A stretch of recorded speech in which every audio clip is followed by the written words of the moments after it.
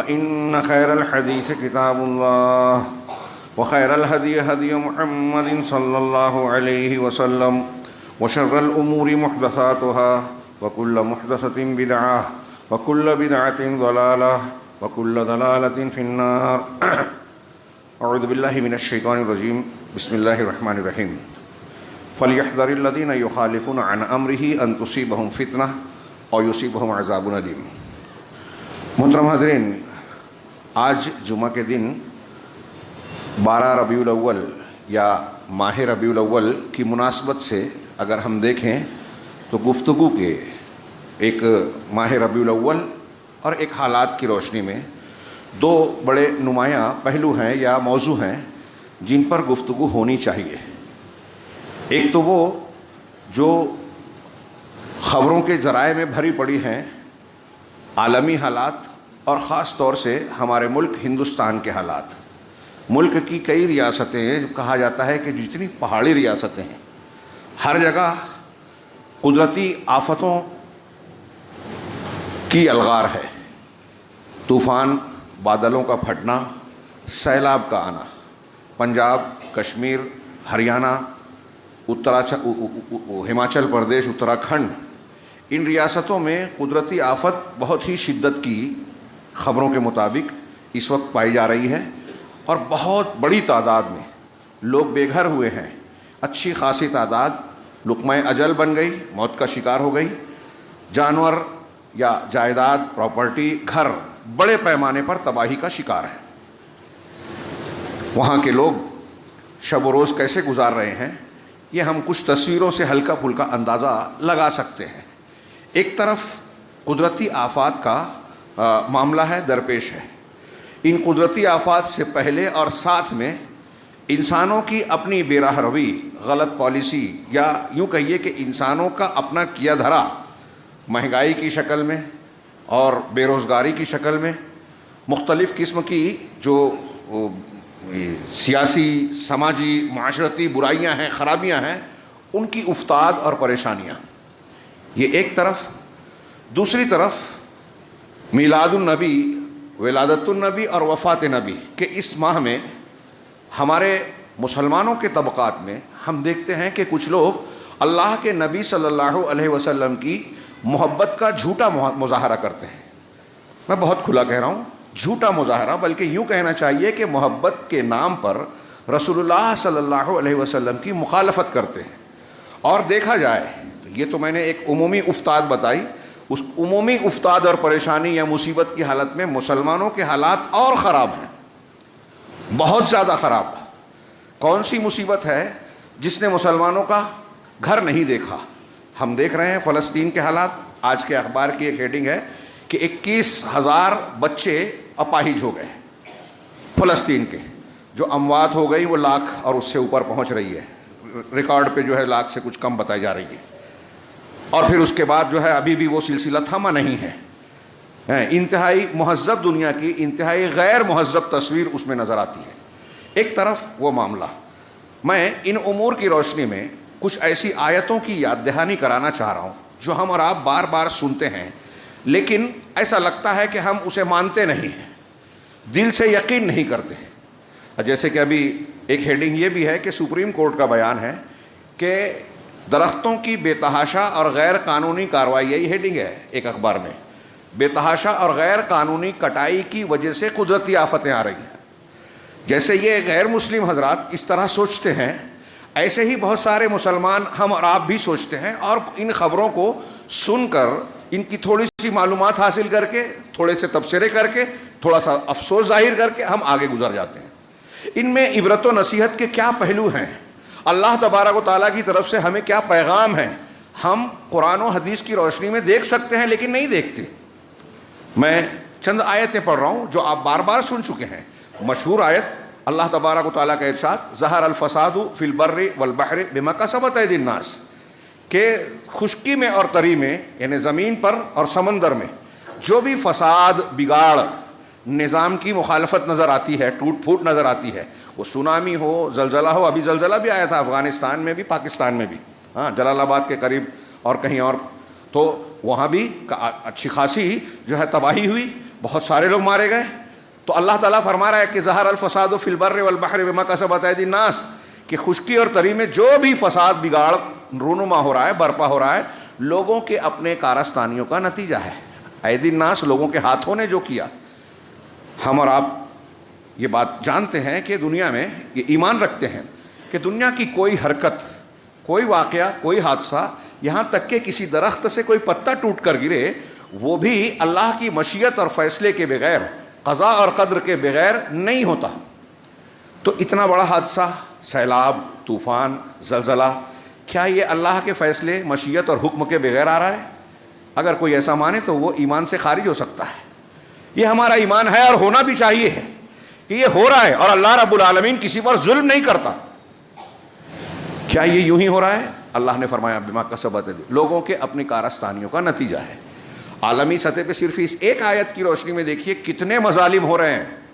حکومتوں میں فرعون بیٹھے ہوئے ہیں, فرعونہ ہیں, ہر طاقتور کمزور پر ظلم کر رہا ہے, معاشی ظلم, سیاسی ظلم اور دوسرے جتنے بھی مظالم ہو سکتے ہیں, ہر قسم کا ظلم ہو رہا ہے. بیوپاری اپنے خریداروں پر ظلم کر رہا ہے, کسانوں یا بیچنے والوں کے محنت مشقت کرنے والوں کا مال جب وہ بیچنے جاتے ہیں تو سستا کر دیا جاتا ہے, اور اسٹور کرنے کے بعد مہنگا کر کے لوگوں کو بیچتے ہیں. خریدنے میں بھی ظلم اور بیچنے میں بھی ظلم. یہ ان کی بات ہے. ہم مسلمانوں کا معاشرہ دیکھیے, کون سی برائی ہے؟ اس سوال کا اگر سوال پوچھا جائے کہ کون سی برائی ہے عقیدے سے لے کے اخلاقیات تک جو آج مسلمانوں میں کثرت سے, تھوڑی موڑی نہیں, کھلے طور سے نہیں پائی جاتی. شرک عام ہے. یہ 12 ربیع الاول کی مناسبت سے بھی میں عرض کرنا چاہتا ہوں, دونوں کا تعلق ہے. یہ عذاب کو دعوت دینے والے جلوس ہے, محفل میلاد ہے جس میں شرک ہوتا ہے. یہاں شرک پایا جاتا ہے. کون سی شکل ہے؟ غیر اللہ کو سجدے ہو رہے ہیں, رکوع ہو رہے ہیں, نذر و نیاز ہوتی ہے, ان کے نام کی قربانیاں ہوتی ہیں, ان پر توکل کیا جاتا ہے, ان سے اللہ کی طرح خوف کھایا جاتا ہے, اللہ کی طرح محبت کی جاتی ہے, بلکہ اللہ سے بڑھ کر محبت کی جاتی ہے. کوئی غیر اللہ سے استغاثہ, استعاذہ اور دعائیں کر رہا ہے, کوئی تعزیے سے مانگتا ہے, یا حسین یا علی یا رسول اللہ پکار کے ان کو مدد کے لیے پکارتے ہیں, کوئی شیخ عبد القادر جیلانی کو پکارتا ہے, کوئی یہ سبق سناتا ہے, پڑھاتا ہے, اور لوگ سبحان اللہ الحمدللہ کہتے ہیں کہ آپ کچھ بھی عمل کریں, اگر پیر صاحب کے اس سلسلے پہ, قادریہ سلسلے پہ آپ نے بیعت کر لی تو عبد القادر جیلانی رحمہ اللہ آپ کو کھینچ کر جنت میں لے جائیں گے. کوئی بھی عمل ہو, بے نمازی ہو, شرابی ہو, جواری ہو, زانی ہو, کچھ بھی ہو. اس غلط دین کا یہاں کچھ لوگ فضائل بتاتے ہیں, یہ کر لو اتنے سال کے گناہ معاف, وہ کر لو اتنے ہزار فرشتے آپ کے لیے دعائیں کرتے رہیں گے مغفرت کی. تو وہ دیندار جو فضائل پر عمل کرتا ہے وہ بہن کا, بیٹی کا حق مارتا ہے, موقع ملتا ہے زنا کرتا ہے, موقع ملتا ہے دوسروں کی عزتوں سے کھیلتا ہے, سود بیاج کا دھندا بالکل دھڑلے سے کیا جا رہا ہے, چوری, بے ایمانی, بدقماشی, کون سی برائی ہے جو ہمارے سماج میں نہیں ہے؟ آج ہمارے یہاں وائرل ہوتا ہے فلاں بڑا آدمی گرفتار ہو گیا, اس نے ایسا ایسا کیا تھا, اس کی تصویریں وائرل کی جا رہی ہے. میں کسی شخصیت کو ٹارگٹ نہیں کر رہا ہوں, لیکن کیا یہ اچھی چیز ہے؟ زنا ہمارے یہاں انتہائی عام ہے. معزز اور شریف گھرانوں میں جو برے ہیں ان کی بات چھوڑیے, دین سے دور اور جاہل ہیں ان کی بات ابھی کنارے کیجیے, سفید پوش لوگوں کے درمیان اب اتنا تنازل ہے. میں بار بار کہتا ہوں کہ کوئی زنا کرتا کہتا کوئی بات نہیں, چلتا ہے, ہوتا ہے. یعنی احساس جرم آپ کا ہمارا یہ وائرل کرنے سے کم ہو رہا ہے کہ وہ بھی کرتا ہے تو میں کر لوں تو کون سی بری بات ہے. اللہ تبارک و تعالیٰ نے زنا کی خبروں کو پھیلانے کو بھی دردناک عذاب کا سبب بتایا ہے. پڑھیے سورہ نور, ان الذین یحبون ان تشیع الفاحشۃ فی الذین آمنوا لہم عذاب علیم فی الدنیا والآخرہ. جو لوگ یہ پسند کرتے ہیں, کرتے نہیں ہیں, پسند کرتے ہیں کہ مسلمانوں میں فاحشہ پھیلے. اہل علم کہتے ہیں حضرت عائشہ صدیقہ پر تہمت کا جو واقعہ ہوا تھا اس تناظر میں یہ آیت نازل ہوئی, اسی میں ہے. تو یہاں کہتے ہیں فاحشہ سے مراد یہاں اس آیت کریمہ میں یہ ہے کہ زنا اور برائی کی خبر کو پھیلانا. تو جو پھیلانا پسند کرتا ہے اس برائی کی خبر کو, ان کے لیے دنیا اور آخرت میں دردناک عذاب ہے. کیسا ہے ہمارا شہر؟ کسی کے گھر اور کسی کی شخصیت کے بارے میں کوئی بات معلوم ہونی چاہیے. فلاں نے یہ برائی کی, کانڈ کیا. آج کل موبائل کا دور ہے, ہر چیز ریکارڈ ہو جاتی ہے, لوگ فارورڈ کرتے ہیں. نہیں معلوم ہے کہ آپ کے فارورڈ کرنے کے بعد کل آپ کے گھر کی خبر فارورڈ ہوگی, عام ہوگی, وائرل ہوگی. یہ زنا عام ہے, سودی لین دین. دیندار گھرانے, دیندار لوگ, ہمارے یہاں کون سا کاروباری ہے جو آج حرام سے بچ رہا ہے یا اس سلسلے میں سیریس ہے؟ ہمارے ایک بزرگ ابھی کچھ دن پہلے کہہ رہے تھے فلسطین کا معاملہ ہو رہا ہے، مسلمانوں کے گھروں پر بلڈوزر چل رہے ہیں، اتنی افتاد، اتنی پریشانیاں، اتنی مصیبتیں، لیکن آپ بتائیے کہ کوئی چند مسلمانوں کی ایسی مثال آپ کے سامنے ہے جنہوں نے اپنے گناہوں سے توبہ کی ہو، اپنے معاملات کو صاف کیا ہو، دین کی طرف اور اللہ کی طرف رجوع کیے ہوئے؟ ہم پڑھتے ہیں کہ اللہ کے رسول صلی اللہ علیہ وسلم بادل گرجتا تھا، بجلی کڑکتی تھی، نبی کریم صلی اللہ علیہ وسلم خوفزدہ ہو کے مسجد میں جاتے تھے، نماز پڑھتے تھے، اللہ سے معافی مانگتے تھے۔ کون؟ سید المرسلین، خاتم النبیین، وہ گنہگار نہیں تھے، لیکن اللہ کی رحمت، یہ گرج اور کڑک دیکھ کر ڈر جاتے تھے۔ ام المومنین عائشہ کہتی ہیں کہ کیا بات ہے کہ لوگ بادل دیکھ کر خوش ہوتے ہیں اور آپ کے چہرے بدل جاتے ہیں، آپ پریشان نظر آتے ہیں۔ کہا عائشہ ایک قوم تھی جس نے بادل کو دیکھ کے سمجھا کہ بارش آنے والی ہے، اللہ کی رحمت برسنے والی ہے، میدان میں آ گئی، لیکن اس بادل سے اللہ کا عذاب برسا، آگ برسی۔ میں ڈرتا ہوں کہ کہیں عذاب نہ ہو۔ ہم مطمئن ہیں عذاب آ رہا ہے، لیکن پھر بھی مطمئن ہے کہ اس پہ آیا میں تو محفوظ ہوں، اور ہمارے اعمال جیسے چل رہے ہیں، کوئی تبدیلی نہیں، کوئی محاسبہ نہیں۔ ہمارے گھر میں کیا ہو رہا ہے، ہمارے پڑوس و محلے میں کیا ہو رہا ہے، ہم بے نمازی ہیں، نمازی بن جائیں، حرام خور ہے، حرام سے توبہ کر لیں، استغفار کریں۔ بارش رکتی تھی، اللہ کے رسول صلی اللہ علیہ وسلم، قرآن نے بھی کہا، اللہ کے رسول اور صحابہ کا عمل تھا، اپنے گناہوں سے توبہ کرتے تھے نماز استسقاء میں۔ حضرت عمر ایک مرتبہ بارش کے لیے ممبر پہ چڑھے اور صرف استغفار کیا اور اتر گئے۔ لوگوں نے پوچھا آپ نے بارش تو مانگی نہیں؟ کہا میں نے اللہ کی رحمت کو رحمت کے مانگنے کے راستے سے مانگا ہے۔ ہماری کچھ غلطیاں، کچھ گناہ ہوتے ہیں جو اللہ کی رحمت کو روکتے ہیں۔ جب ہم معافی مانگتے ہیں، گناہ سے توبہ کرتے ہیں، تو رحمت اللہ تبارک تعالیٰ راضی ہوتا ہے اور رحمت کا وہ رکا ہوا سلسلہ جو ہے جاری ہو جاتا ہے۔ ان لوگوں کی کارستانیوں کا نتیجہ، حضرت ابن سیرین کہتے ہیں کہ اگر میری لونڈی، اس زمانے میں غلام اور لونڈی ہوتے تھے، میری لونڈی میرے ساتھ کوئی بدتمیزی کا کام کرتی ہے تو میں اس بات پر غور کرتا ہوں کہ مجھ سے کوئی گناہ ہوا ہے، اللہ رب العالمین کی شریعت کی کوئی مخالفت ہوئی ہے، تب میرے ساتھ یہ معاملہ ہو رہا ہے۔ اتنے بڑے بڑے حادثات ہو رہے ہیں، ہمیں ہماری نیند اڑ جانی چاہیے فلسطین کے واقعات پر، ہمیں پریشان ہو جانا چاہیے سیلاب طوفان کے آنے پر، بے روزگاری کے عام ہونے پر۔ ہاں، ہندوستان میں بولا جا رہا ہے کہ معاشی طور سے بہت ہی برے حالات آنے والے ہیں، آ چکے ہیں، بہت بڑی تعداد میں لوگ بے روزگار ہو رہے ہیں، یہ ہو رہا ہے، وہ ہو رہے ہیں۔ اس کے مادی اسباب جو بھی ہوں، جیسے میں نے کہا نا، سپریم کورٹ نے کہا کہ درختوں کی بے تحاشا کٹائی سے، ہماچل پردیش میں پہاڑوں کی کٹائی ہوئی، گھر بنائے جا رہے ہیں، ہاں فلاں جگہ جو ہے ندیوں پر باندھ بنائے جا رہے ہیں، بہت سارے گھر بنائے جا رہے ہیں، ندیوں کے راستے پر تبدیل کیے جا رہے ہیں، ایسی بہت ساری قدرتی معاملات میں تبدیلیاں کی جا رہی ہیں، یہ سبب ہے۔ اور یہ مشرکین کا طریقہ ہے کہ سبب کو جب دیکھتے ہیں مسبب کو چھوڑ دیتے ہیں۔ آپ کو سانپ نے کاٹا، مر گئے، تو سانپ مارنے والا موت دینے والا ہوا کیا؟ ایسا عقیدہ رکھتے ہیں آپ؟ اگر رکھیں گے تو کافر ہو جائیں گے۔ ہندو ایسا ہی مانتے ہیں، اس لیے سانپ کی پوجا کرتے ہیں۔ انہوں نے سبب کو کہا کہ گاہک ہمارے آتا ہے تو گاہک ہمارا بھگوان ہے، ان کے الفاظ میں۔ سبب کو وہ اصل مان رہے ہیں کہ یہ ہم کو نفع دے رہا ہے، نہیں۔ ماں باپ کو بولتے ہیں کہ پوجنیہ، ہم ماں باپ سے پیدا ہوئے، ان کا فلسفہ ہے مشرکین کا کہ ماں باپ پیدا ہونے کا ذریعہ بن رہے ہیں تو وہ خدا ہو گئے، نعوذ باللہ۔ نہیں، ماں باپ نے پیدا کیا آپ کو۔ کوئی شخص شادی کرنے کے بعد یہ سوچے کہ میں چاہوں تو بیٹا پیدا ہو، میں چاہوں تو بیٹی پیدا ہو، میں چاہوں تو بچہ پیدا نہ ہو۔ آپ شادی کرنے کے بعد ایسا کر سکتے ہیں؟ نہیں، یہ ایک پروسیجر ہے۔ اس پروسیجر کے بعد اگر اللہ کا فیصلہ ہوتا ہے، قدرت کا فیصلہ ہوتا ہے، تو آپ کو اولاد ملتی ہے۔ اللہ تعالیٰ نے قرآن میں کہا سورج اور چاند کو مت پوجو، لا تسجدوا للشمس ولا للقمر، سورج اور چاند کی پرستش مت کرو، سجدہ مت کرو۔ واسجدوا للہ الذی خلقہن، اس اللہ کو سجدہ کرو جس نے یہ سورج اور چاند کو پیدا کیا۔ اور حضرت ابراہیم نے یہی بتایا تھا، ستارے کو دیکھ کے کہا، چاند کو دیکھ کے کہا، سورج کو، جب سب ڈوب گئے تو کہا کہ میں تمہارے شرک سے پاک ہوں۔ یہ میرا رب کہا تھا نا، سمجھانے کے لیے، مناظرے کے لیے کہا تھا۔ میں اس رب کو مانتا ہوں جس نے ان سب کو بنایا۔ تو ہمارے یہاں درخت کٹ رہا ہے، اس لیے زلزلہ آ رہا ہے، اس لیے سیلاب آ رہا ہے، اس لیے جو ہے بادل پھٹ رہا ہے، نہیں، یہ اسباب پیدا کرنے والا مسبب اللہ ہے۔ اللہ نہیں چاہتا تو کوئی درخت کاٹ نہیں سکتا تھا۔ آج لوگوں کی بھوک نے زمین کو ہڑپنے اور اس زمین کا بیجا استعمال کرنے پر ایک دم جری کر دیا ہے۔ حکومتوں کی پالیسیاں اس اعتبار سے بن رہی ہیں، یہ سب راہ ہموار ہو رہی ہے۔ ہم پر ظالم حکمراں مسلط ہے، ہر جگہ ہو رہے ہیں دنیا میں۔ ایسے ہی لوگ، میں نے کہا فرعونہ، فرعون کی جمع ہے، فرعونہ جو ہے مسلط ہیں، نیچے سے لے، یہاں سے لے کے وہاں تک، عالمی سطح تک۔ تو یہ کیوں مسلط ہوتے ہیں ایسے حکام؟ علامہ ابن قیم بڑا پیارا جملہ کہتے ہیں قرآن کی ایک آیت کی تفسیر میں، لمبی تفسیر کرتے ہوئے، کہ اعمالکم عمالکم، تمہارے اعمال تمہارے عمال ہیں، تمہارے اعمال تمہارے حکام ہیں، جیسا تمہارا عمل ہوگا ویسا اللہ تعالیٰ حاکم مقرر کرے گا۔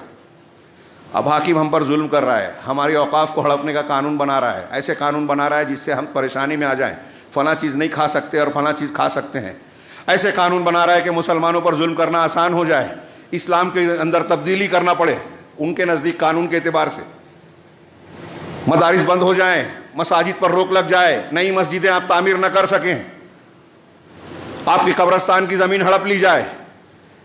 یہ ساری چیزیں جو ہو رہی ہے ظالم حکام کا تسلط، یہ نیچے والوں کے ظلم کا نتیجہ ہے۔ وَكَذَلِكَ نُوَلِّي بَعْضَ الظَّالِمِينَ بَعْضًا بِمَا كَانُوا يَكْسِبُونَ، یہ قرآن کی آیت ہے، اس میں یہی معنی بیان کیا گیا۔ میں نے ایک آیت پڑھی تھی ظہر الفساد، ایک اور آیت دیکھیے، من عمل صالحا من ذکر او انثى فلنحيينه حیاتا طیبہ ولنجزینہم اجرہم بغیر باحسن ما كانوا يعملون، یہ ایک آیت، اور اس کے بالکل الٹ میں دوسری آیت ومن اعرض عن ذکری فان له معیشۃ، پہلی سورہ نحل کی ہے، یہ سورہ طٰہٰ کی ہے، ومن اعرض عن ذکری فان له معیشۃ ضنکا، ہاں کہ جو شخص، پہلی آیت کا ترجمہ کہ من عمل صالحا من ذکر، جو نیک عمل کرے گا، عمل صالح کرے گا۔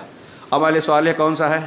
یہ عید میلاد النبی کا جلسہ لگانا، محفل میلاد مقرر کرنا، یہ جو دھوم دھام ہے، جلوس نکلا میں نے سنا ابھی، الٹے سیدھے کلام کے ساتھ ساتھ میوزک بھی بج رہی ہے، اللہ کے رسول سے محبت کا اظہار، اللہ کے رسول صلی اللہ علیہ وسلم سے کی اس تعلیم کی مخالفت کے ساتھ محبت رسول کا اظہار، یہ نفرت رسول ہے۔ منبر رسول سے کہہ رہا ہوں، ذمہ داری سے کہہ رہا ہوں، مذاق اڑا رہے ہیں اللہ کے رسول صلی اللہ علیہ وسلم کا، اسلام کی شریعت کا، یہ لوگ سارے مذاق اڑا رہے ہیں اور ہم دیکھ رہے ہیں چپ چاپ۔ تو ہمارا مذاق اڑایا جائے، ہمارا ہجومی تشدد ہو تو اللہ کی رحمت کیوں آئے گی؟ اللہ تعالیٰ کہہ رہا ہے کہ جو نیک عمل کرے، نیک عمل کسے کہتے ہیں؟ جس میں نیت صحیح ہو، نمبر ایک، جو رسول کی سنت کے مطابق ہو، نمبر دو۔ اب بتائیے کہ یہ جو میلاد النبی ہمارے یہاں منائی جا رہی ہے دھوم دھام سے، چراغاں کر کے، سجاوٹ کر کے، جلوس نکال کے، محفل میلاد منعقد کر کے، اس میں اللہ کے رسول کے نام سے جو ہے نعوذ باللہ اب کیک بھی کٹنے لگا ہے، برتھ ڈے کیک، یہود و نصارہ کی طرح مشابہت اختیار کر کے، اور پھر کون کون سی شرکیہ اور بدعتی حرکتیں ہوتی ہیں، یہ اللہ کے رسول صلی اللہ علیہ وسلم نے بتایا؟ نہیں بتایا۔ آپ نے کسی کا میلاد نہیں منائے۔ ہمارے یہاں برتھ ڈے مسلمانوں میں، اسلام میں ہے ہی نہیں۔ صحابہ کرام نے سن ہجری کو بھی اللہ کے رسول کی ولادت سے نہیں جوڑا، ہجرت سے جوڑا، عیسائیوں نے، دوسروں نے ولادت سے جوڑا، ہمارے لوگوں نے نہیں۔ تو نبی کریم صلی اللہ علیہ وسلم کی آپ کی ولادت کی تاریخ ہی میں اختلاف ہے۔ اگر یہ اہمیت والا، فضیلت والا اس طرح کا دن ہوتا کہ کچھ خاص اہتمام کیا جائے تو صحابہ کرتے اور دین معلوم ہوتا۔ یہاں تو کوئی کہتا ہے 9 ربیع الاول، کوئی کہتا ہے 12 ربیع الاول، کوئی اور دوسرے مہینے کی تاریخ بتاتا ہے، اور محققین کہتے ہیں کہ زیادہ صحیح ہے کہ ولادت 9 کو ہوئی ہے، وفات 12 کو ہوئی ہے، 12 والے دن جشن مناتے ہیں جو وفات کا دن ہے۔ تو میں نے کہا اللہ کے رسول نے بتایا؟ نہیں بتایا۔ تو آپ کر رہے ہیں، مخالفت کر رہے ہیں کہ نہیں کر رہے ہیں؟ صحابہ نے اللہ کے رسول سے محبت کی کہ نہیں کی؟ ویسی محبت کسی نے اپنے کسی محبوب سے نہیں کی جیسے صحابہ نے نبی کریم صلی اللہ علیہ وسلم سے کی۔ کسی نے یہ چیزیں نہیں کی، آپ کر رہے ہیں، مطلب آپ کی محبت صحابہ سے آگے ہے کیا؟ ہم خاموش ہیں، دین کا حلیہ بگاڑ گیا۔ آج جتنے غیر مسلم ہیں وہ اسے دین سمجھ رہے کہ نہیں، کہ یہ میلاد النبی مسلمانوں کا، اسلام کا ایک تہوار ہے، خاص دن ہے؟ غیر مسلم یہی سمجھ رہا ہے۔ ہم بھی خاموش ہیں۔ آپ کے گھر پہ کوئی استاد آئے تو آپ برداشت نہیں کریں گے، دین بگڑ رہا ہے، آپ کو اور ہم کو کوئی پریشانی نہیں ہے۔ جب اللہ کے دین کے بارے میں آپ کو، ہم کو کوئی فکر نہیں ہے تو اللہ ہمیں ہماری کیوں فکر ہے نا؟ ان تنصر اللہ ینصرکم، قرآن کی ایک آیت ہے، سورہ محمد کی، بہت مشہور ہے، ہر ایک کو یاد ہوگی۔ اگر تم اللہ کی مدد کرو گے تو اللہ تمہاری مدد کرے گا۔ اللہ کی مدد کیسے ہوگی؟ اس کے دین کی خدمت کر کے۔ اب اسی کا الٹا معنی کیا ہوا؟ اگر تم اللہ کے دین کی مدد نہیں کرو گے تو اللہ بھی تمہاری مدد نہیں کرے گا۔ تو ہم شرک دیکھ کر خاموش ہیں، بدعت دیکھ کر خاموش ہیں، حرام خوری دیکھ کر خاموش ہیں، زنا بدکاری دیکھ کر خاموش ہیں، ہمارے ارد گرد گناہ ہو رہا ہے، نشہ خوری ہو رہی ہے، خاموش ہے۔ جو روک سکتے ہیں نہیں روکتے، کیوں پڑے دوسروں کے پھڈے میں؟ یہ فلسفہ ہے ہمارا، پڑھنا پڑے گا، ورنہ کشتی میں سوراخ ہوگا تو ڈوبنے والا وہی نہیں ہوگا جس نے سوراخ کیا، کشتی پر سوار ہر شخص سوراخ ہوگا. اور جتنے گناہ ہیں، گناہ کرنے والے کشتی میں سوراخ کر رہے ہیں معاشرے میں، اور اللہ کے عذاب کو دعوت دے رہے ہیں.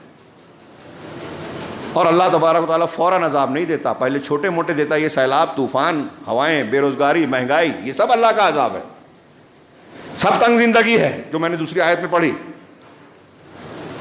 یہ دھیرے دھیرے دیتا ہے اللہ عذاب، فوراً تباہ نیست و نابود نہیں کرتا اس امت کو، اس کی سنت ہے. سورہ توبہ کی وہ آیت آپ نے بارہا سنی، اولا یرون انہم یفتنون فی کل عام مرۃ او مرتین. کیا یہ دیکھتے نہیں کہ ہر سال میں ایک یا دو مرتبہ فتنے میں ڈلتے ہیں، مصیبت آفت آتی ہے. ثم لا یتوبون ولا هم یذکرون، پھر بھی توبہ نہیں کرتے، نصیحت نہیں لیتے. یہی ہے میں باتیں جو کہہ رہا ہوں کہ فتنے، مصیبت، تکلیف، پریشانی، مصیبت، سیلاب، طوفان، زلزلہ یہ آتا ہے تو ہمیں توبہ کرنی چاہیے، نصیحت لینی چاہیے. لیکن ہم کو اب کان پر جو نہیں رہتی، ہم بڑے عذاب کا انتظار کر رہے ہیں، اپنی موت کا انتظار کر رہے ہیں. اللہ ہمیں ایسا نہ بنائے. اللہ کر رہا ہے من عمل صالحا، جو صالح عمل کرے سنت کے مطابق صحیح نیت کے ساتھ، وہ عمل صالح ہے. یہ سب بدعت ہے، اس سے ہٹ کے جو ہے سنت کے خلاف جو ہے وہ بدعت ہے. جو صالح عمل کرے من ذکر او انثی، مرد ہو یا عورت، وہو مؤمن، اس حالت میں کہ وہ ایمان والا ہو، یعنی توحید وار ہونا چاہیے، شرک مشرک اور کافر نہیں، مومن ہو، صحیح نیت، مومن ہوگا تو اخلاص والا ہوگا. وہو مؤمن فلنحیینہ حیاۃ طیبہ، تو ہم اسے ضرور، تاکید کا جملہ ہے، ڈبل تاکید ہے اس میں، ضرور بضرور اسے حیات طیبہ دیں گے، یعنی خوشگوار زندگی. کیا مسلمان خوشگوار زندگی میں ہے؟ وہ سارے لوگ جن کی کھیتیاں ڈوب گئیں، جن کے ہزاروں جانور مویشی بہہ گئے، ڈوب گئے، مر گئے، جن کے لاکھوں گھر ٹوٹ پھوٹ گئے اور وہ بے گھر ہو گئے، میدان میں آ گئے، کھانے پینے کے لیے مسئلہ ہو رہا ہے، مشکل سے کئی دن کے بعد کوئی کھانا پہنچ جا رہا ہے، کسی کو وہ بھی نہیں پہنچ رہا ہے. کیا وہ خوشگوار زندگی میں ہے؟ ہم اور آپ خوشگوار زندگی میں ہیں؟ زندگی میں بڑی خوشیاں ہیں، کوئی الجھن، کوئی پریشانی نہیں ہے. پریشانی تو آئے گی، ایک آزمائش ہوتی ہے، ایک عذاب ہوتا ہے. آزمائش کی بھی کئی شکلیں ہوتی ہیں، جو اللہ تعالیٰ صبر جانچتا ہے، درجات بلند کرتا ہے، اس میں بے عزتی اور رسوائی نہیں ہوتی آزمائش میں. انبیاء بھی آزمائش میں ملے لیکن ان کی عزت ہے. اور جن پر عذاب ہوتا ہے وہ ذلیل ہوتے ہیں. مسلمان عزت والے ہیں یا ذلیل ہو رہے ہیں؟ تو میں عرض کر رہا تھا کہ اس آیت میں دیکھیے کہ اللہ تعالیٰ نے کہا عمل صالح اور ایمان. اکثر میں کہتا ہوں کہ اس میں لوگوں کو لاجک نظر نہیں آتی کہ آپ متقی بنیں گے تو اللہ آپ کو عزت دے گا، امریکہ کو جو ہے آپ کو پر تسلط نہیں دے گا، اسرائیل کا بس نہیں چلے گا. یہ مولوی صاحب کیا بات کرتے ہیں، لاجک نہیں لگتی. اس سے اس کا کیا تعلق؟ گہرا تعلق ہے. جیسے مادی اسباب ہے، اس سے بڑھ کر روحانی اسباب ہیں، اور ایک مومن روحانی اسباب پر مادی اسباب کے مقابلے میں زیادہ بھروسہ کرتا ہے. میں اکثر کہتا ہوں، آپ غور کیجئے، ایسی 50 مثال ملے گی بہت مشہور، کہ حضرت یونس علیہ السلام مچھلی کے پیٹ میں تھے. کون سا نیٹ ورک تھا؟ کس ذریعے سے بچنے کا راستہ تھا ان کے پاس؟ کسی سے رابطہ قائم کر سکتے تھے دنیا میں؟ کوئی ہتھیار تھا، کوئی اسباب تھا، کوئی مشین تھی ان کے پاس، کوئی موبائل تھا کہ نیٹ ورک سے فلاں سے رابطہ کریں کہ میں یہاں ہوں مجھے نکلوا لو؟ ایک رابطہ تھا، اللہ تبارک و تعالیٰ سے دعا مانگنے کا. آپ کہیں بھی چھپے ہوں، کسی بھی جگہ ہوں، اللہ رب العالمین آپ کو دیکھ رہا ہے، آپ کی سن رہا ہے، اور اسی لیے وہ اللہ ہے، وہ سمیع اور بصیر ہے. وہاں دعا کی لا الہ الا انت سبحانک انی کنت من الظالمین. کیا ہم اور آپ نہیں کر سکتے؟ یہ مسلمان کا سب سے مضبوط ہتھیار یہ ہے، دعا، ایمان، روحانی اسباب، تقوی، پرہیزگاری. اللہ کے رسول صلی اللہ علیہ وسلم اپنی بیٹی کو جو غلام چاہتی تھی، ہاتھ میں چھالے پڑ گئے چکی پیس کر، اس نے غلام چاہا تو آپ نے کہا سونے کے وقت بستر پر آ تو سبحان اللہ، الحمدللہ، اللہ اکبر 33 اور 34 مرتبہ کہو آپ. اور ہم جانتے ہیں بخاری کی روایت ہے. اب کوئی پوچھ سکتا ہے، میں اکثر کہتا ہوں کہ اگر ہمارے گھر میں ہماری والدہ، آپ کی ہماری بیوی یہ کہے کہ واشنگ مشین لے آؤ، یہ لے آؤ، اور آپ کہیں کہ سبحان اللہ الحمدللہ پڑھا کرو، تو وہ کیا بولے گی؟ ارے میں کہہ رہا ہوں واشنگ مشین لے آؤ، میں کہہ رہا ہوں مکسر لے آؤ، اور آپ کہہ رہے ہو سبحان اللہ الحمدللہ، اس سے اس کا کیا تعلق؟ لیکن فاطمہ رضی اللہ تعالیٰ عنہا نے یہ نہیں کہا، اللہ کے رسول نے بتایا، اس پر عمل کیا. یہ لاجیکل ہم کو سمجھ میں نہیں آتا، لیکن یہ روحانی اسباب ہیں. اللہ کہہ رہا ہے عمل صالح کرو گے، من عمل صالحا من ذکر انثی، اور ایمان والے رہو گے تو اللہ خوشگوار زندگی دے گا، اور آخرت کا جو اجر ملے گا اس میں آگے آیت میں بیان کیا گیا، بہتر اجر ملے گا. اب اسی آیت کا معنی پلٹ دو، جو بات کہی گئی ہے اس کا الٹا مطلب کیا ہوا کہ جو عمل صالح نہیں کرے گا، ایمان والا نہیں ہوگا، تو اللہ اس کو خوشگوار زندگی نہیں دے گا۔ یہ صرف مفہوم مخالف نہیں، قرآن کی دوسری آیت میں نے جو پڑھی، وَمَنْ أَعْرَضَ عَنْ ذِكْرِي فَإِنَّ لَهُ مَعِيشَةً ضَنكًا وَنَحْشُرُهُ يَوْمَ الْقِيَامَةِ أَعْمَىٰ، کہ جو شخص میرے ذکر سے اعراض کرے گا، میرے ذکر سے، اللہ کو یاد کرنے سے صرف معنی نہیں سبحان اللہ الحمدللہ والے یاد ذکر نہیں، پوری شریعت سے، جو میرے ذکر سے، اب آپ سود کھا رہے ہیں، آپ اللہ کے ذکر سے اعراض کر رہے ہیں، آپ بدعت کر رہے ہیں، آپ اللہ کے ذکر سے اعراض کر رہے ہیں، آپ زنا کر رہے ہیں، موبائل کا غلط استعمال کر رہے ہیں، ناجائز تعلقات اختیار کر رہے ہیں، دوسروں کی بہو بیٹیوں پر بری نظر ڈال رہے ہیں، آپ اللہ کے ذکر سے اعراض کر رہے ہیں۔ شرک تو کھلا کھلا ہے ہی۔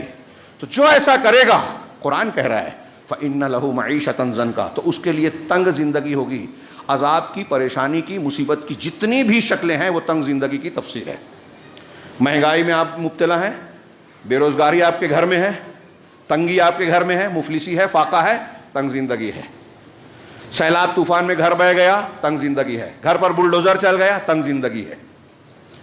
اللہ کہہ رہا ہے کہ یہ تنگ زندگی کیوں آتی ہے؟ اللہ کے ذکر سے اعراض کرنے۔ اور قیامت میں جو ہے وَنَحْشُرُهُ يَوْمَ الْقِيَامَةِ أَعْمَىٰ، قیامت کے دن اسے اندھا بنا کر اٹھائیں گے۔ قَالَ رَبِّ لِمَا حَشَرْتَنِي أَعْمَىٰ وَقَدْ كُنتُ بَصِيرًا، دیکھیے وجہ کہ مجھے اندھا بنا کر پروردگار تو نے کیوں اٹھایا جبکہ میں دیکھنے والا تھا، بینا تھا، نابینا کیوں بنا دیا؟ تو اللہ تعالیٰ کہے گا کذالک اتتک آیاتنا، ایسے ہی میری آیتیں تمہارے پاس آئی تھی، قرآن حدیث آیا تھا، سننے کو تیار نہیں تھے، فنسیتھا، تو نے اسے فراموش کر دیا، سنا نہیں، ٹائم نہیں تھا، فکذالک الیوم تنسیٰ، تو ایسے ہی آج تجھے فراموش، جب تو نے میری آیتوں پر توجہ نہیں دی تو میں تجھ پر توجہ کیوں دوں؟ جیسی کرنی ویسی بھرنی، تو اس لائق نہیں ہے۔ تو کیا ہم ایسے ہی بننا چاہتے ہیں؟ یہ دوسری آیت تھی۔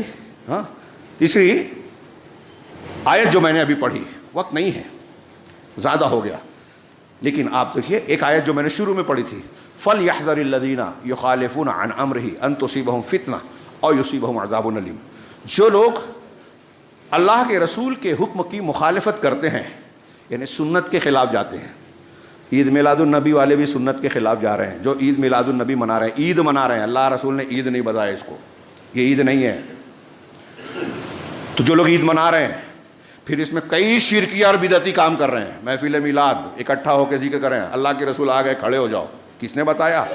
اگر کوئی آتا ہے تو کیا اللہ کے رسول آتے ہیں؟ نہیں، کسی صحابی کے لیے نہیں آئے۔ حضرت عمر کے زمانے میں قحط پڑا، حضرت عباس سے استسقا پڑھوائی، یہ نہیں کہا کہ اللہ کے رسول اللہ آئیں گے یا ان سے چل کے کہہ دو، ان کا وسیلہ لگا لو، زندے سے دعا کروائی جاتی ہے، جس کی وفات ہو گئی اس کا وسیلہ نہیں لگتا۔ تو کہا اللہ تعالیٰ نے جو لوگ رسول کے حکم کی مخالفت کرتے ہیں، اب اس مخالفت پر پوری ایک کتاب لکھ لیجئے، ہمارے سماجی ڈھانچے پر غور کر لیجئے۔ میں نے ابھی کہا تھا شروع میں، ایک ایک چیز شرک کی کون کون سی شکلیں ہیں، ایک فہرست بنائیے اور پھر دیکھیے کہ مسلمانوں میں وہ شرک پایا جاتا ہے کہ نہیں۔ کفار مکہ کے، جو کان کھول کر سنیے جو میں کہہ رہا ہوں اور ذمہ داری سے علی وجہ البصیرہ کہہ رہا ہوں، کفار مکہ کے جو شرکیات تھی جن کی وجہ سے ان کو کفار اور مشرکین کہتے ہیں، اللہ نے کہا، رسول نے کہا، ہم کہتے ہیں، کفار مکہ کے شرک کی، کفر کی جتنی شکلیں تھیں آج مسلمانوں میں موجود ہیں۔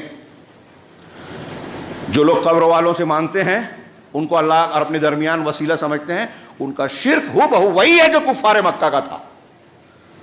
شیخ محمد بن عبد الوہاب کا ایک کتاب کشف الشبہات پڑھیے، ہمارے یہاں بہت لوگ اپنے آپ کو علم والا سمجھتے ہیں، ہے وہ نہیں، پڑھیے، لوگ پڑھ رہے ہیں۔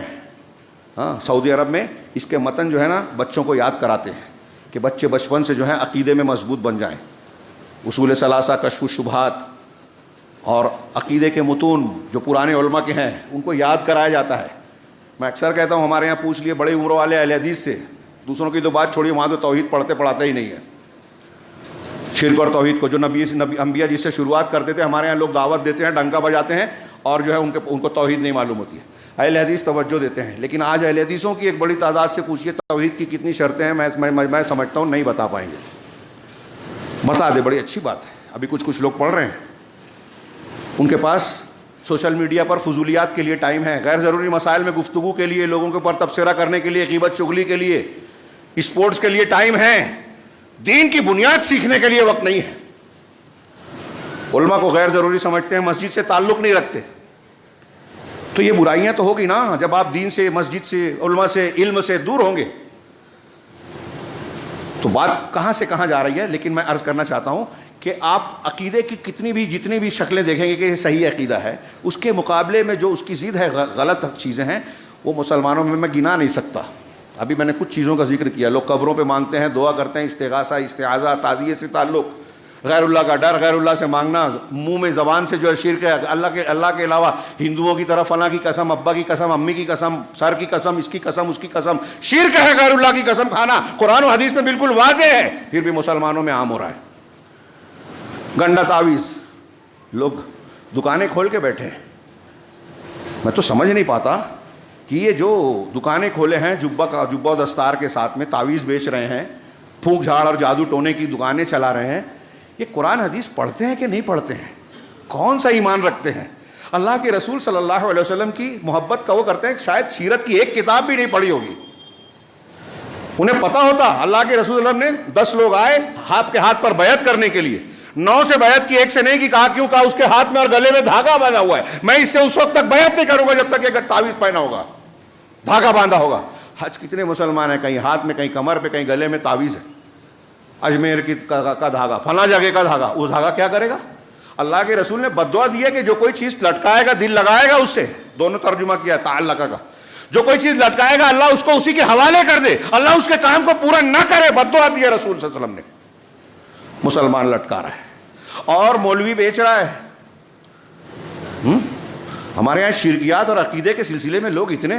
ابھی میں نے ایک سوال جواب سنا ہمارے یہاں مفتی صاحب، میں اہل علم سمجھتا ہوں ان کو، وہ جواب دے رہے ہیں کہ غیر اللہ کا وسیلہ لگا کے دعا کرنے میں کوئی حرج نہیں ہے، شرک نہیں ہے. ارے امام حنیفہ، امام یوسف، امام محمد رحمہم اللہ، آپ کے امام، جانے دیجئے قرآن حدیث، وہ کہتے ہیں کہ غیر اللہ کا وسیلہ لگا کے دعا کسی شخصیت کا حرام ہے، چاہے انبیاء کی شخصیت ہو. تو آپ امام حنیفہ سے زیادہ جاننے لگے.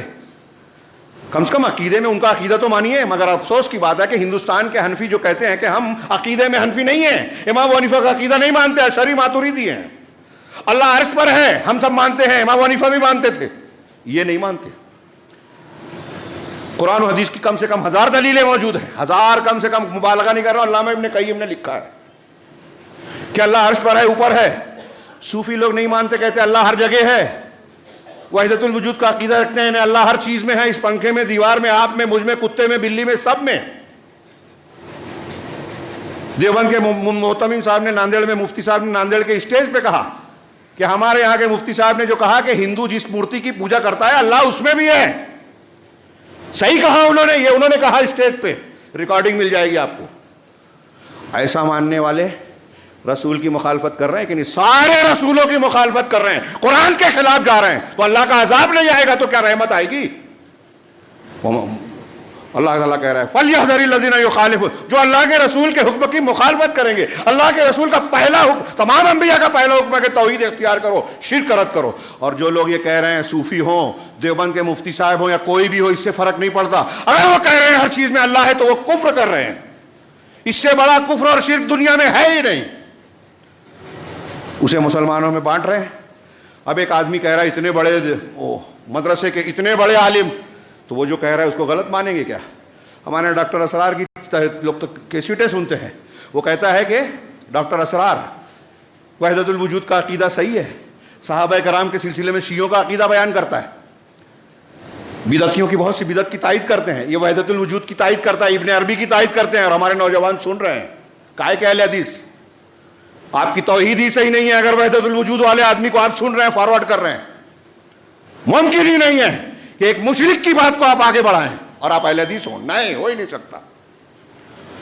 پورے ہندوستان میں بہت سے لوگ ہیں ایسے. صحابہ کرام کی شان میں گستاخی کرنے والا انجینئر ہو، سلمان ہو،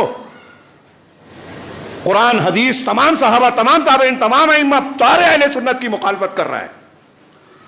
مسلمہ عقیدہ ہے ہمارے یہاں کے صحابہ سب عدول ہیں، سارے صحابہ جنتی ہیں، قرآن کہتا ہے. وَكُلًّا وَعَدَ اللَّهُ الْحُسْنَى، سورہ حدید کی آیت کا ٹکڑا پڑھیے جا کے. اور ان صحابہ کرام کو، امیر معاویہ کو، حضرت عمرو بن عاص کو برا بھلا کہہ رہے ہیں، حضرت عائشہ کو گالی دے رہے ہیں ہمارے بیچ میں لوگ، اور ہماری پیشانی پہ بل نہیں.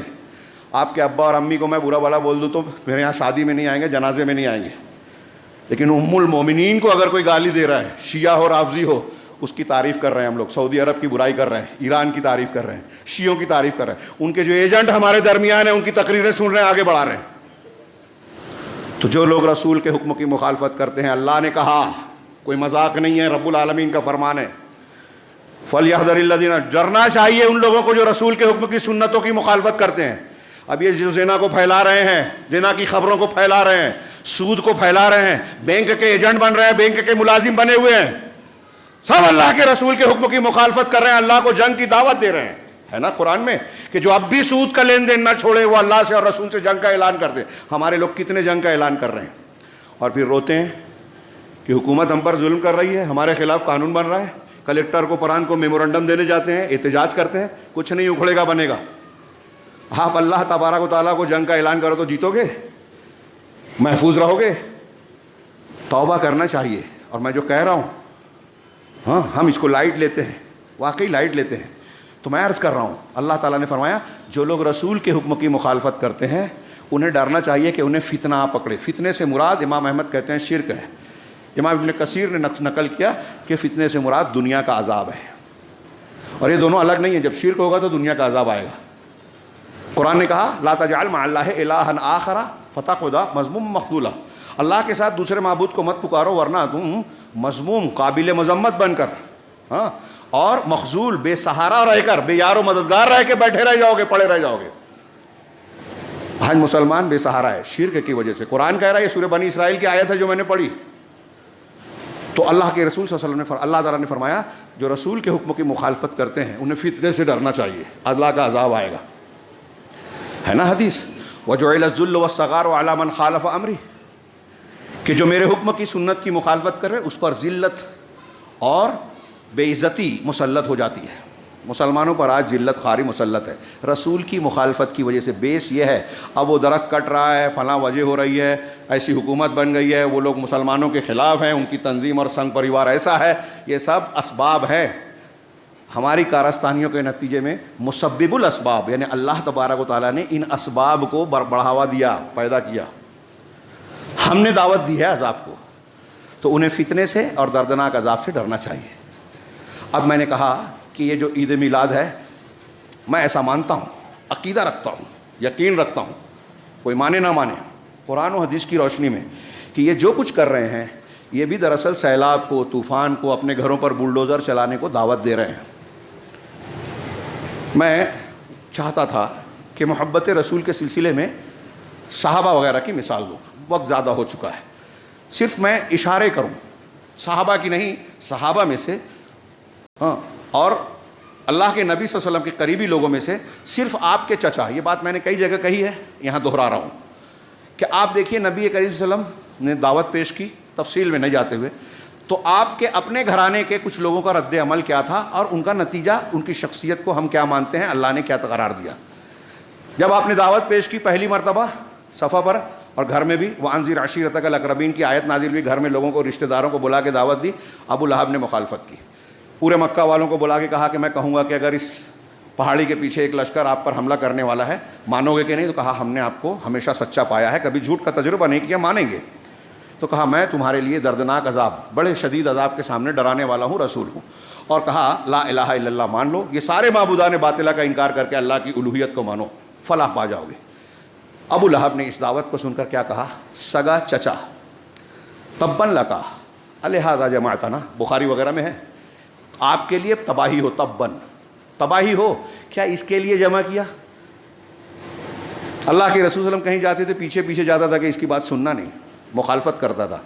یہ اس کی بیوی آپ کے راستے میں کانٹا بچھاتی، رات میں کانٹے کی جھاڑی لا کے آپ کے دروازے پہ ڈال دیتی کہ صبح نکلیں گے تو کانٹا چبھے گا، گندگی پھینکتی۔ محمد کو محمد صلی اللہ علیہ وسلم کی بجائے، محمد کا معنی جس کی بہت تعریف کی گئی ہو، وہ کہتی مزمم، جس کی بہت برائی کی گئی ہو، محمد کی بجائے مزمم کہتی۔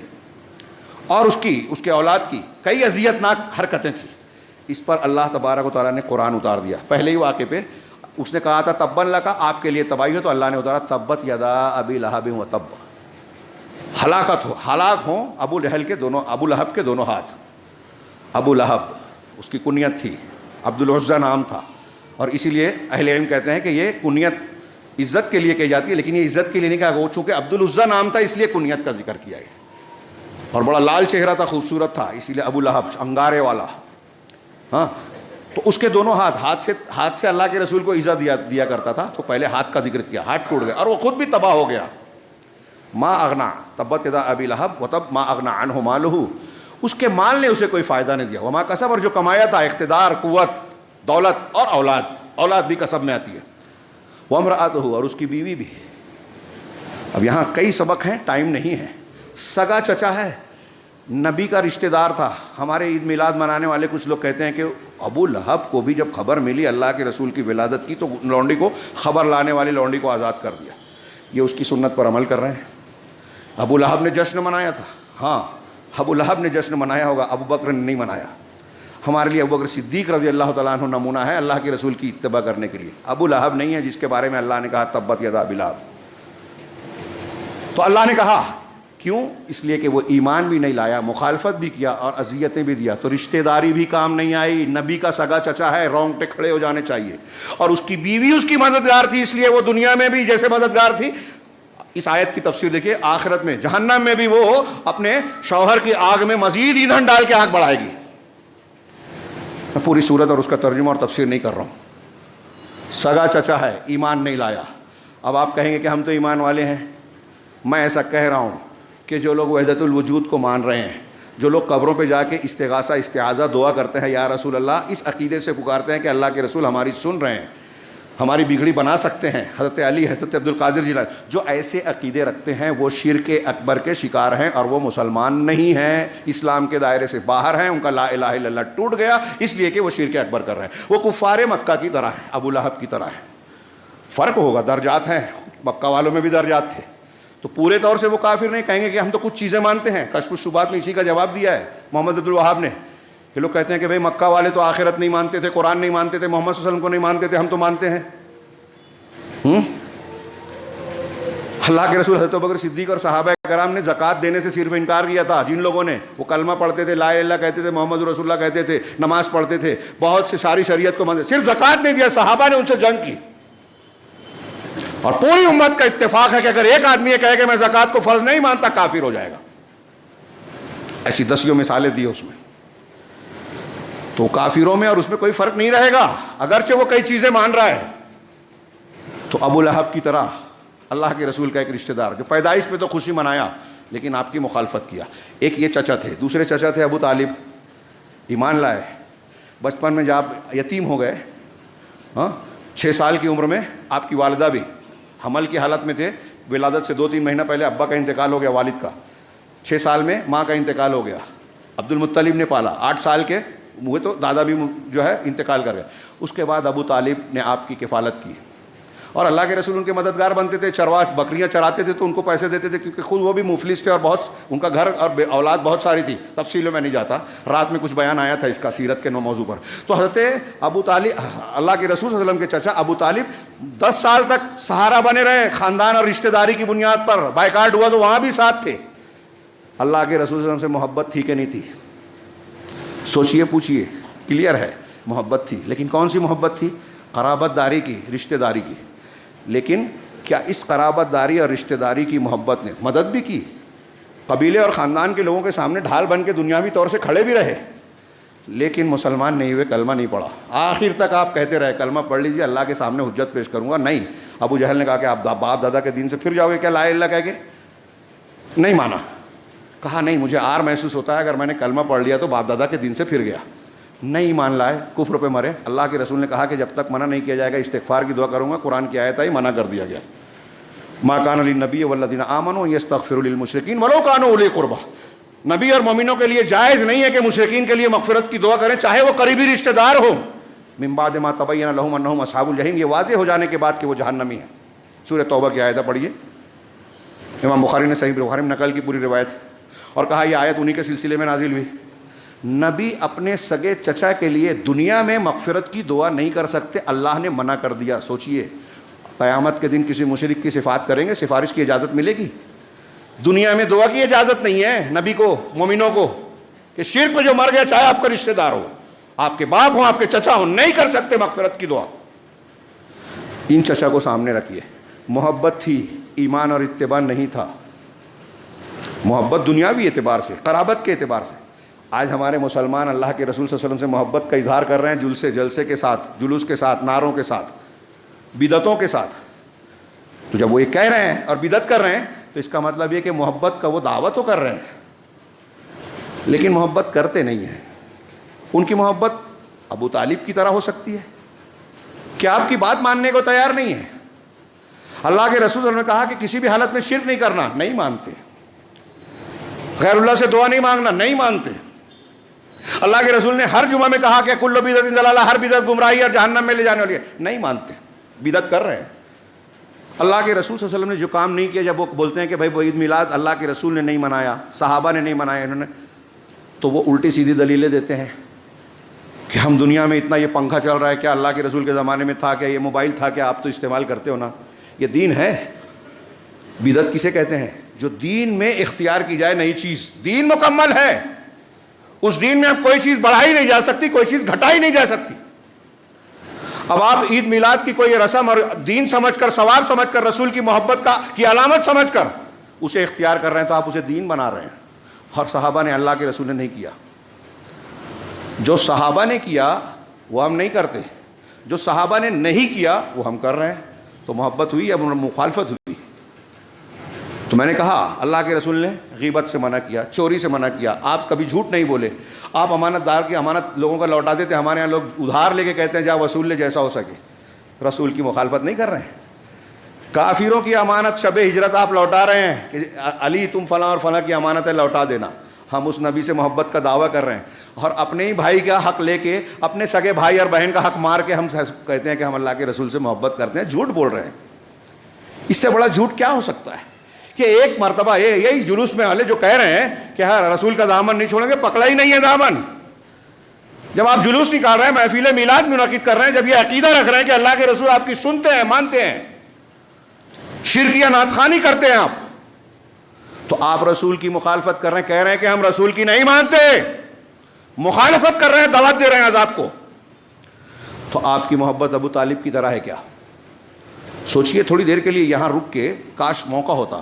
ابو طالب کے اس واقعے میں بڑی عبرت ہے کہ اللہ کے رسول سے دنیاوی اعتبار سے محبت کی، ساتھ دیا، آپ کی اتباع نہیں کی۔ اللہ کے رسول نے کہا جہنم میں جائیں گے۔ پورے کافروں میں سے یہ ایک ایسے کافر ہوں گے جن کے لیے اللہ کے رسول صرف اتنی سفارش کر پائیں گے کہ جہنم میں عذاب ہلکا ہو جائے۔ چنانچہ حضرت عباس نے پوچھا اللہ کے رسول سے، کیا ابو طالب کو، سگے بھائی تھے اللہ کے رسول کے، چھوٹے چچا یہ تھے، وہ بڑے تھے، کیا اللہ کے رسول سے پوچھا کہ کیا آپ کی وجہ سے ابو طالب کو کوئی فائدہ ہوگا آخرت میں؟ تو کہا اتنا صرف فائدہ ہوگا چچا جان، یہ صحیح مسلم کی روایت کا میں اپنے الفاظ میں ذکر کر رہا ہوں، کہا اتنا فائدہ ہوگا کہ ان کو جہنمیوں میں، کافروں میں سب سے ہلکا عذاب ہوگا۔ وَلَوْلَا أَنَا لَكَانَ فِي الدَّرْكِ الْأَسْفَلِ مِنَ النَّارِ، اور اگر میں نہیں ہوتا تو وہ جہنم کے سب سے نچلے طبقے میں ہوتے۔ اور میں نہیں ہوتا کا مطلب یہ نہیں کہ میری رشتہ داری کی وجہ سے، انہوں نے میرا ساتھ دیا۔ اس لیے کافروں میں ابو جہل، ابو لہب مخالفت کرتے تھے، ابو طالب کفر کے ساتھ موافقت کرتے تھے، تو کافر میں بھی درجات ہوئے۔ تو اس بنیاد پر ان کو، اور ان کے ہلکے عذاب کیا ہوگا؟ ہاں، لعلہ تنفعہ شفاعتی یوم القیامہ، حدیث میں اللہ کے رسول کہ شاید میری شفاعت ان کو قیامت کے دن فائدہ دے، تو انہیں سب سے ہلکا عذاب ہوگا، اور وہ ہلکا عذاب یہ ہوگا کہ ان کے پیروں میں آگ کی جوتیاں پہنائی جائے گی، یغلی بہما دماغہ، جس سے ان کے دماغ کی ہڈیاں ابلے گی، کھولے گی، اور یہ سب سے ہلکا عذاب ہوگا، موت نہیں آئے گی۔ تو ایک یہ محبت ہے۔ ٹائم نہیں ہے، صرف ایک جملے میں ذکر کرو کہ پھر دو چچا ہیں، حضرت عباس، حضرت امیر حمزہ سید الشہداء بن گئے۔ ان کی ایمان لانے کا اور وہ واقعہ بڑا عبرت والا ہے، لیکن ٹائم نہیں ہے۔ ابو جہل نے اللہ کے رسول کے ساتھ گستاخی کی تھی، یہ اس وقت کافر تھے، آ کے اس کے گھر گئے، اس کو تماشا مارا اور اسی وقت ایمان لائے۔ یہ محبت تھی رشتہ دار کی، لیکن پھر ایمان لے آئے، اور ایمان لانے کے بعد کیسی فدائیت تھی؟ احد میں شہید ہوئے، مسلح ہو گیا، جسم کے ٹکڑے ٹکڑے ہو گئے، اور سید الشہداء کا درجہ پایا۔ حضرت عباس صحابی، حضرت عمر فاروق نے استسقاء کے لیے اپنے زمانے میں، بہت سارے لوگ تھے، اللہ کے رسول صلی اللہ علیہ وسلم کی رشتہ داری اور بزرگی کی وجہ سے ان کو امام بنایا کہ آپ نماز استسقاء پڑھائیے اور دعا کیجیے، صحابہ کے امام بن گئے۔ یہ ایمان کے ساتھ اتباع بھی تھی، اور اللہ کے رسول صلی اللہ علیہ وسلم سے صرف قرابت داری کی نہیں بلکہ نبوت و ایمان کی محبت تھی، جو اللہ کا اور رسول کا حکم ہے کہ اللہ کے رسول سے دنیا کے سارے لوگوں سے زیادہ محبت ہونی چاہیے۔ اور وہ یہ محبت نہیں ہے کہ آپ محفل میلاد منعقد کریں اور موسمی طور سے ماہ ربیع الاول میں موسمی محبت کا اظہار کریں۔ ایک مسلمان دنیا کے سال کے 365 دن ہر دن صبح ہو یا شام ہو، صبح سے اٹھ کر سونے تک جو بھی عمل کرتا ہے یہ دیکھتا ہے کہ اللہ کے رسول صلی اللہ علیہ وسلم کی سنت کیا ہے، اس لیے اسے سیرت کی، رسول اللہ صلی اللہ علیہ وسلم کی زندگی کے پڑھنے کی ضرورت پورے سال ہے۔ مرد ہو یا عورت، گھروں میں سیرت کی کتابیں رکھیے، سیرت پر بحث کیجیے۔ دنیا کا سب سے اہم موضوع اور سب سے زیادہ ضروری ہے جس کو ہم پڑھیں، اس لیے کہ اللہ تعالیٰ نے ہم کو مکلف کیا ہے کہ تمہارے لیے رسول کی ذات میں بہترین نمونہ ہے۔ جب بہترین نمونہ ہے آپ کا عقیدہ، آپ کی عبادت، آپ کے اخلاق، آپ کے حلال حرام کو قبول کرنا ہے تو آپ کی زندگی کا مطالعہ ضروری ہے، فرض ہے۔ یہ ہمارے ایمان کو بڑھانے والی ہے۔ سیرت کا مطالعہ ایمان بڑھاتی ہے، قرآن کی آیتیں ہیں۔ سیرت کا مطالعہ جو ہے ہماری تربیت کرتی ہے۔ سیرت کا مطالعہ آج کی بہت ساری جو برائیاں ہیں اس پر قابو پانے کا ذریعہ ہو سکتی ہے۔ آپ اپنے بچوں کو سیرت پڑھائیے، موبائل کی خرابیوں سے انشاءاللہ وہ بچیں گے۔ اللہ تعالیٰ سے دعا ہے کہ وہ ہمیں اللہ کے نبی صلی اللہ علیہ وسلم سے سچی اور صحیح محبت کی توفیق عطا فرمائے اور اس کے ذریعے سے اللہ کے رسول کی اتباع اور شریعت کی اتباع کرنے کی توفیق دے۔ اس کو ذریعہ بنا کر پروردگار یہ جو دنیا کی مصیبتیں، آفتیں اور عذاب آ رہے ہیں، اس سے بھی اور مرنے کے بعد کا جو اس سے بھی بھیانک عذاب ہے، پروردگار ان ہر قسم کے عذاب اور فتنے سے ہمیں محفوظ رکھے۔ اقول قولی ھذا واستغفر اللہ لکم وللمسلمین۔ بارک اللہ لنا ولکم فی القرآن المجید ونفعنا وإیاکم بآیات الذکر الحکیم، انہ تعالی جواد کریم ملک۔